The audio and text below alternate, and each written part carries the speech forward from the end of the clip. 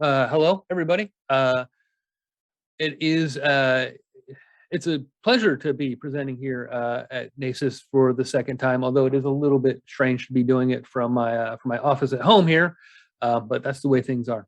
So I am Dave Smith. I am an assistant teaching professor at Rutgers here in New Jersey. And I'm going to talk today a little bit about some of my observations on teaching critique as sort of its own sort of design skill a little bit. Okay. So just a little bit of my background with critique is I sort of had my first experience with critique probably about 30 years ago when I was just about to start high school, and I was really started taking real art classes, and then through my study of art through high school and through college. And then I started to experience how that worked in a sort of more informal environment when I went on to be a graphic designer and graphic artist. And now, as a teacher in a design program, critique is a part of what I do, both with my class and with some of the other classes. I work in a landscape architecture department, so there are a lot of design studios, and I sort of participate in critiques as a part of those. And so as I sort of started to teach this new class sort of a few years ago, it's called Spatial Data Visualization and Map Design. And this is a class that is not really for people who are going to go on to be professional cartographers. We get a lot of landscape architects, planners, ecologists, environmental scientists, that sort of thing. People who are going to be using maps as a part of some other field, but they want to be able to produce effective maps to do that. And so when I started to sort of develop this class, I started to think about sort of critique and sort of in my experience and my observations and in some of my sort of review of sort of critique in terms of sort of the design education literature. Some of the things that I really noticed, I really observed a lot, is that a lot of the critique that I observe is very sort of top-down, one-directional. Somebody with authority, with experience, be it an instructor, be it an expert from the field, the professions who've been brought in to sort of provide this feedback.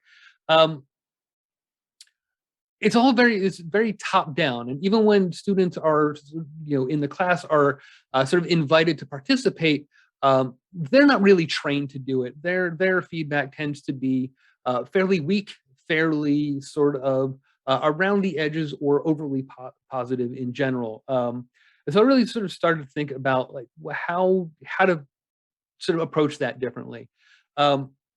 And so I started to think about this in terms of critique as sort of more of a collaborative sort of conversation between the designer and the critiques.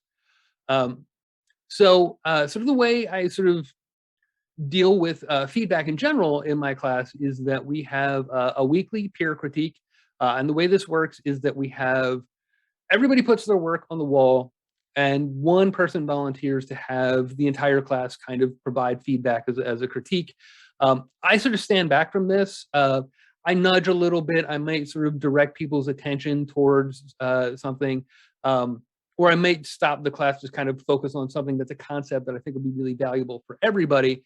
I sort of let the students kind of run that. And then we also have sort of weekly one-on-one sort of meetings, me and an individual student. And this is, kind of an assessment and kind of critique.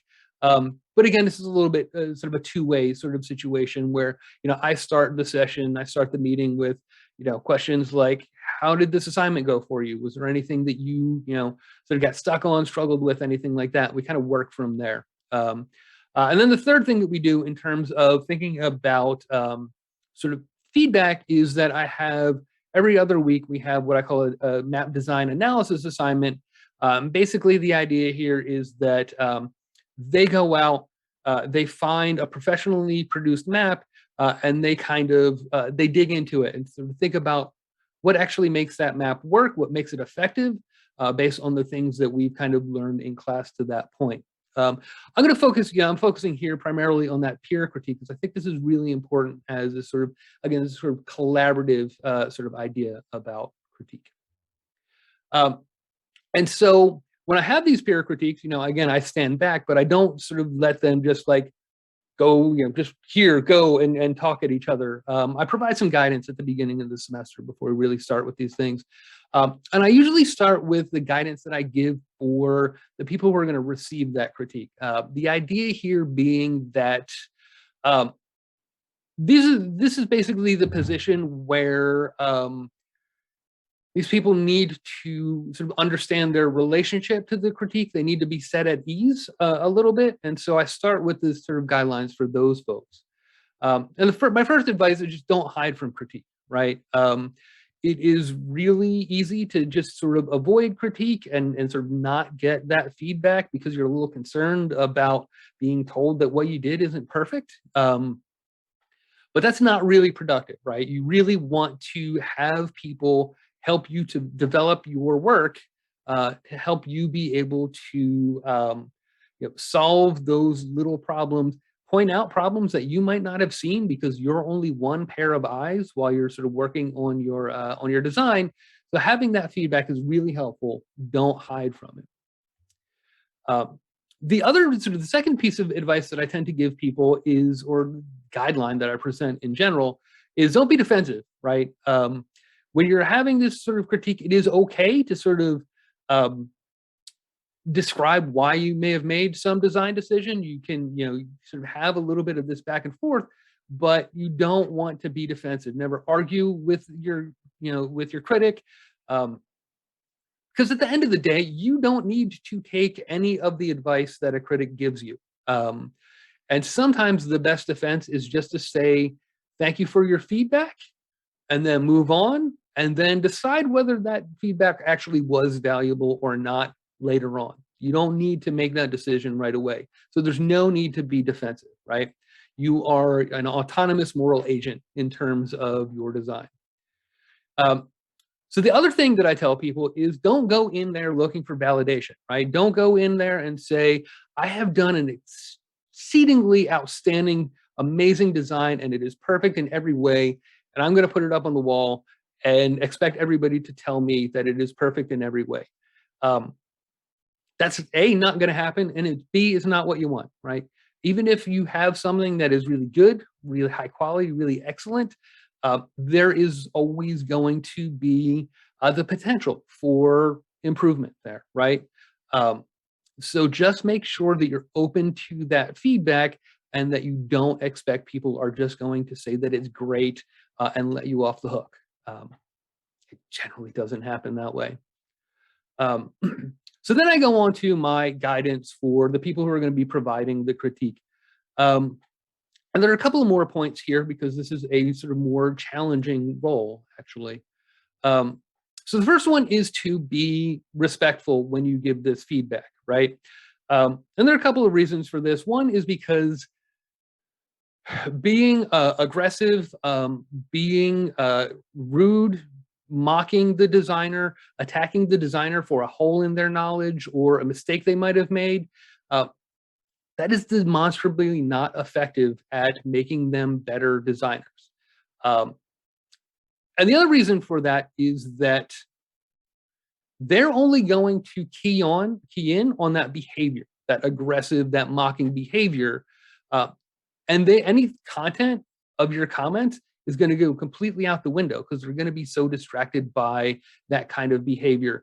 And everybody else in the room is going to pick up on that as well.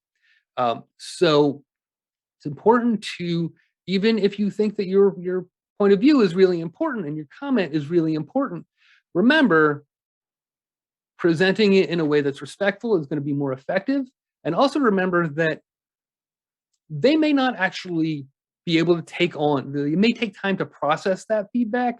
And even if they're resistant to it in the moment, later on, when they've had a little bit of time to process that, they may actually be able to take that on and really see the value of that comment. That's less likely to be the case when you're, if you're yelling at them or mocking them or anything like that. But the other side of that is to be honest, right? in this sort of search to not hurt the designer's feelings, you can't ignore problems, right? Your job is to be there to present, to give that feedback, to help the designer make their design better. So ignoring problems because you don't want to hurt their feeling isn't helpful for them either, right? So what you need to do is be honest, give that feedback, but just be tactful about it. And also, this is particularly important if you find somebody who is more experienced or more skilled than you are, or that you feel is more experienced or more skilled. Don't be afraid to give them feedback either, right? This schoolyard, you can't do any better kind of thing, that doesn't cut it, right? All of that feedback has the potential to be really valuable. Um, so the one thing that I would sort of maybe characterize as almost being sort of a technique in terms of critique is this idea of you should ask questions. And the reason that I think that critics should ask questions of the designer is because it is a lot easier to give effective, valuable feedback if you know why they made that design decision that you're questioning. Um, just a sort of example from a critique that I was a part of in another class, the landscape architecture studio class. I had a student who was designing a park. One area was sort of surrounded by sort of businesses. One area was surrounded by residences. And this student was sort of recommending putting um, some community garden plots up in the business area and not in the residential area. And so my thought was, well, why don't you put it in the residential area where there's going to be more people, they're going to be spending that time sort of working on their gardens, they don't have to walk as far. So I asked the question, so why didn't you do that? The reason was, well, this area by the businesses gets more sun. If I put it over here, it's too shady, those plants won't get enough light, right? So now the feedback that I was going to give isn't really relevant, right? Because the reasoning behind that decision was strong. It was the best decision that that designer could make with the conditions that they had to work with. And it's really important. I think it's really valuable to ask questions as a part of this experience. Um, Another sort of main thing, this is something that we all kind of learned early, is to avoid using and focusing on sort of broad subjective terms, right? So good or ugly or pretentious aren't helpful. You want to get in and focus on what is causing you to react that way, to think that this is good or to think that this is ugly or pretentious, right? Ugly is very, very hard to fix. These two colors are interacting in a weird way and clashing some is a lot easier to fix, right? So you want to focus on the causes of things that make you respond to that design in a particular way. And so the last advice, the last guideline I give people, and this is something that I think we tend to learn a little bit later on if we're left to our own devices, is to remember that this process as the critic is not about you, right? And so this means a number of things. It means, for one thing, don't start giving advice based on what you would do, the design that you would make. Think about what the designer is trying to accomplish and focus your comments around helping them accomplish that. Your ideas about what you would do for your map are great for you to use when you go and make that map, but remember, it's about the work that's on the wall and the designer who's standing next to it and what they're trying to accomplish. The other part of this is don't use this as an opportunity to make yourself look smart or knowledgeable. Focus on helping the person you're critiquing. So after doing this for a few years, it took a little while to sort of figure out how I wanted to get this to work. I've come up with some very anecdotal results. No, Evan, this is not a result of real sort of deep analysis of how people are responding to this, but I have made some observations on sort of how this works. And it seems to be pretty effective, right?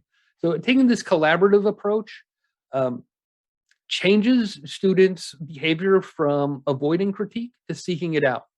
Once we get about halfway through the semester, I will start to have students taking me aside before class and say, can we do my work this week? I have some stuff, I have some problems, and I want to have the class help me try to figure those out. We didn't used to have that in the past. More so the students become sort of more effective at being reflective about their design and sort of self-critique. When they come in for those one-on-one meetings, eventually they get to the point where that list of notes that I have, I can just throw that out the window because they already know all that stuff. And we can spend that time in that meeting figuring out how to make those adjustments, how to actually fix those things that are wrong. Um, they tend to be more thoughtful about the design process as a process in general. They tend to come in thinking, I'm going to give them a list of things that's going to make a list of steps that's going to make a good map. Um, they don't get that, right? I'm not going to give them that. I can't give them that. So they can do this sort of process of working with the group. This critique process allows them to think, right? Because they need to make critique comments, they need to accept critique comments, and all of that process is thinking about the design process as a whole, and they get better at that. And overall, the work becomes better. When I get final projects, I collect up some example final projects for the next group of students next year. I almost always throw something old away and bring something new in because they just keep getting better and better as we get more refined at how we sort of present these critiques.